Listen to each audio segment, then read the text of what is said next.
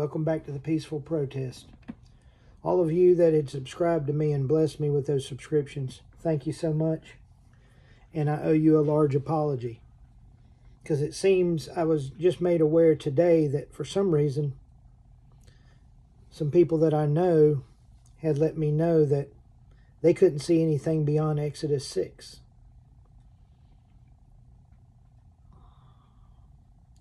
I guess I must have really screwed the pooch, because we're at Exodus 17.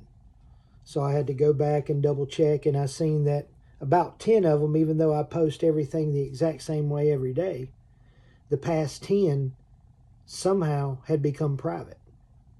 So I had to go back, rechange all those settings and stuff, but we're now back up to speed. So I just want to tell y'all I apologize for that, and I'll try to do better. I'm still learning.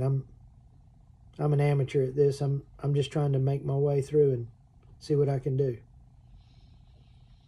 This is Exodus 17. Water from the rock. You ready? Let's go. All the congregation of the people of Israel moved on from the wilderness of sin by stages, according to the commandment of the Lord, and camped at Rephidim. But there was no water for the people to drink. Therefore the people found fault with Moses and said, "Give us water to drink." And Moses said to them, "Why do you find fault with me? Why do you put the Lord to the proof?" But the people thirsted there for water. And the people murmured against Moses and said, "Why did you bring us out of Israel? Excuse me. Why did you bring us out of Egypt to kill us and our children and our cattle with thirst?" So Moses cried to the Lord, "What shall I do with this people? They are almost ready to stone me."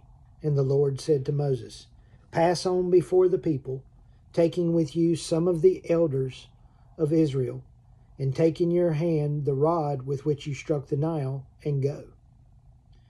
Behold, I will stand before you there on the rock at Horeb, and you shall strike the rock, and water shall come out of it, that the people may drink."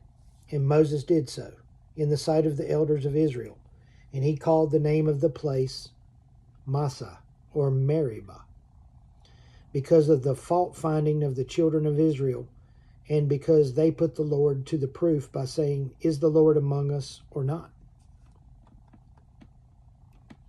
Now we get into where Amalek attacks Israel and is defeated. That's Exodus 17:8. Ready? Let's continue. Then came Amalek and fought with Israel at Rephidim. And Moses said to Joshua, "Choose for us men and go out, fight with Amalek tomorrow. I will stand on top of the hill with the rod of God in my hand." So Joshua did as Moses told him, and fought with Amalek. And Moses, Aaron, and Hur went up to the top of the hill. Whenever Moses' hand held up his hand, Israel prevailed. And whenever he lowered his hand, Amalek prevailed. But Moses' hands grew weary. So they took a stone and put it under him. And he sat upon it, and Aaron and Hur held up his hands, one on one side and the other on the other side. So his hands were steady until the going down of the sun, and Joshua mowed down Amalek and his people with the edge of the sword. And the Lord said to Moses, "Write this as a memorial in a book, and recite it in the ears of Joshua, that I will utterly blot out the remembrance of Amalek from under heaven." And Moses built an altar and called the name of it, "The Lord is my banner," saying, "A hand upon the banner of the Lord. The Lord will have war with Amalek from generation to generation." Exodus 17. Thank you.